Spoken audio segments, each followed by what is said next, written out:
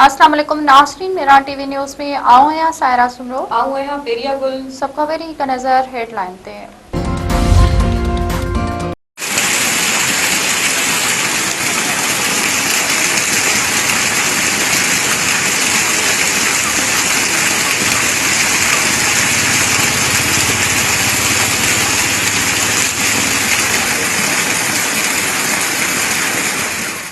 सिंध के मुख्तलिफ इलाइकनि में तेज़ बरसात, हेठाई वारे इलाइकनि में पानी बीह वियो। हैदराबाद शहर ऐं उनजे भरपासे वारे इलाइकनि में तेज़ बरसात। कासमाबाद, लतीफ़ाबाद ऐं तालके बहराड़ी समेत ॿियनि हंधनि ते तेज़ बरसात। सखर, मिरपुर ख़ास, शहीद बेनज़ीराबाद ऐं लाड़कानी डिवीज़न के मुख्तलिफ शहरनि में किथे तेज़ त किथे हल्की बरसात जो सिलसिलो वक़्फ़े वक़्फ़े सां जारी।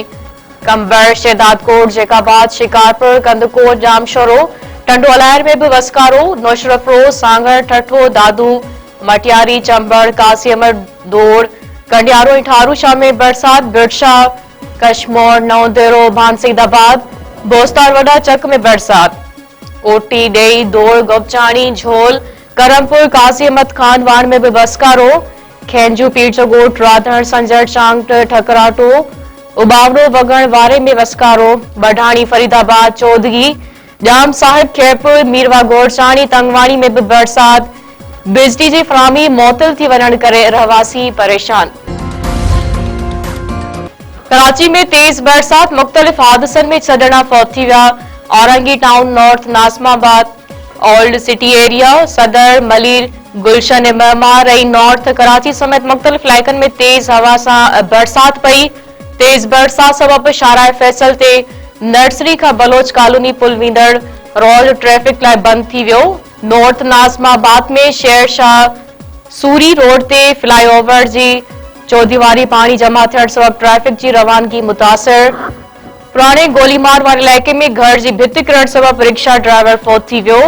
औरंगी टाउन में घर की भिति किरण के नतीजे में 3 ॿारहा ज़ख्मी। न्यू कराची के हसन ब्रोही ॻोठ में घर अंदर बिजली जो करंट लॻण सबब हिकु ॼणो फौत थी वियो। PIB कॉलोनी में करंट लगण सबब एक शख्स फौत। सरजानी सेक्टर में करंट लगण के नतीजे में एक ॿारड़ी फौत थी वई। मौसमियात खाते सिंध में अर्बन फ्लड जो खदशो ज़ाहिर कर छॾियो। सूबे में 4 अप्रैल ताईं वस्कारे जी अॻु कथी गड़ो पवण जो इम्कान ज़ाहिर। सिंध हुकूमत पारां वॾे वज़ीर जी हिदायत ते रेन एमरजेंसी लागू। लाॻापियल खातनि खे अलर्ट रहण ऐं समूरा घुर्बल इंतजाम करण जी हिदायत। सीनियर वज़ीर शर्जील मेमर चयो आहे त सिंध हुकूमत बरसात खे मुंहुं ॾियण लाइ इंतजाम करे वरिता आहिनि।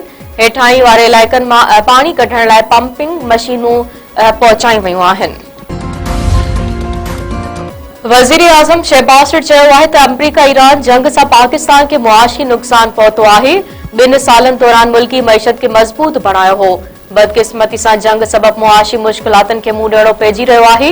हिते जी सूरत हाल जे हवाले सां इजलास खे ख़िताब कंदे वज़ीर आज़म शहबाज शरीफ चयो त जंग बंदी लाइ पाकिस्तान जी सिफारती कोशिशूं जारी आहिनि। जंग जे ख़ात्मे लाइ ईरानी अख़्तियारनि सां ॻाल्हि ॿोल थी आहे। हुकूमत ऐं फील्ड मार्शल जी कोशिशनि सां सामूंडी जहाज पाकिस्तान पहुता।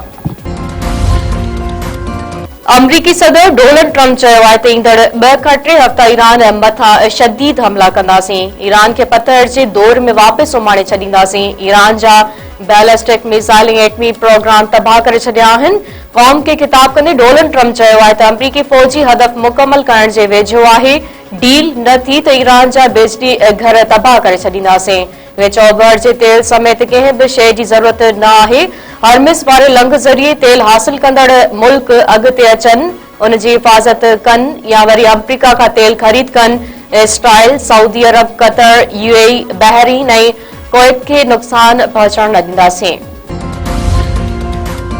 अमरीकी सदर जी ईरान मथां वधीक हमलनि जी धमकी। ईरान जी आर्मी चीफ फौज खे अलर्ट रहण जी हिदायत करे छॾी।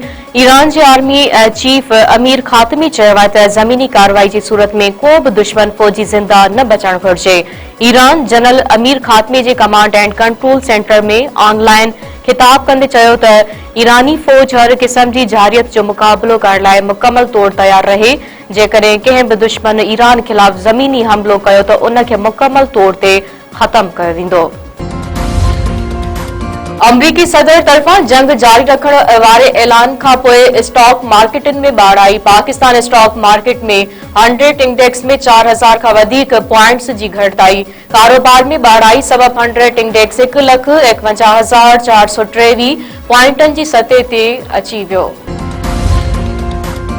परडे॒ही खाते जे तर्जुमान ताहिर हुसैन इंदिराबी चयो आहे त खिते में छिकताण घटाइण लाइ फौरी ऐं मुस्तक़िल हल ॻोल्हणु ज़रूरी आहे। सिफ़ारतकारी ॻाल्हियूं ई मसइला हल करण जो वाहिद ऐं असराइतो रस्तो आहिनि। वज़ीर आज़म ऐं नायब वज़ीर आज़म मुख़्तलिफ़ मुल्कनि सां राब्ते में आहिनि। पाकिस्तान खिते में अमन लाइ कोशिशूं करे रहियो आहे। मीडिया खे हफ़्तेवार ब्रीफिंग में परडे॒ही खाते जे तर्जुमान वधीक चयो आहे त पाकिस्तान ऐं अफ़गानिस्तान विच में ॻाल्हि ॿोल जारी आहे। असांजो मुतालबो आहे त अफ़गान हुकूमत दहशतगर्द ग्रुपनि ख़िलाफ़ असराइता क़दम खणे। पाकिस्तानी वफ़द अफ़गानिस्तान सां ॻाल्हियुनि जे लाइ चीन में मौजूद आहे। वफ़ाक़ी हुकूमत अवाम मथां पेट्रोल बम किराइण जी तयारी करे छॾी। आलमी मार्केट में तेल जे वधंदड़ क़ीमतनि जो भार अवाम मथां विझण जो फ़ैसिलो। पेट्रोल जी क़ीमत में 100 रुपया फ़ी लीटर ताईं इज़ाफ़े थियण जो इम्कान। आईजी सिंध जावेद आलम ओढो जी सदारत हेठि विप ख़ास रेंज जी पुलिस अमलदारनि जो इजलास दौरान आईजी सिंध खे अमन अमान मंशा ट्रैफ़िक ऐं ॿियनि मामलनि बाबति ब्रीफिंग। आईजी सिंध जावेद आलम ओढो चयो आहे त कच्छ में इन साल दौरान 33 धाड़ियल मारिजी चुका आहिनि। ऑपरेशन दौरान 115 ॾोहारी ज़ख़्मी थिया, 100 ॼणनि खे गिरफ़्तार कयो वियो ऐं 275 धाड़ियल पेश थिया आहिनि। आईजी सिंध चयो त निजात बहिराण ऑपरेशन ॾुखियनि इलाइक़नि खां शुरू कयो वियो आहे ऐं हिन ऑपरेशन खे असां डिघे मुदे ताईं खणी वञणु चाहियूं था। पुलिस अमलदार ऐं अहलकार वॾी हिमत, हौसले ऐं बहादुरी सां विड़ी रहिया आहिनि। कंडियारो जी अदालत पारां 3 गर्भातियुनि जे क़त्ल केस में पीउ पुट खे फाही जी सज़ा।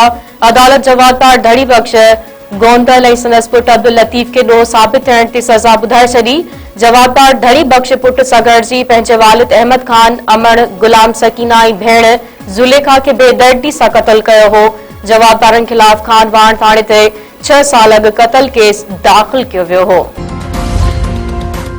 टंडे बागे वेझो पिरस्ट्रा नमूने फोथियल नौजवान जी क़बर कुशाई। अदालती हुकुम ते सिविल जज जी निगरानी में परशुतम मेघवार जी क़बर कुशाई करे जुज़ा वरिता विया। 5 महीना अॻु नौजवान जो घर मां फाओ खाधल लाश मिलियो हो। भाउ क़त्ल जो शक ज़ाहिर कयो हो।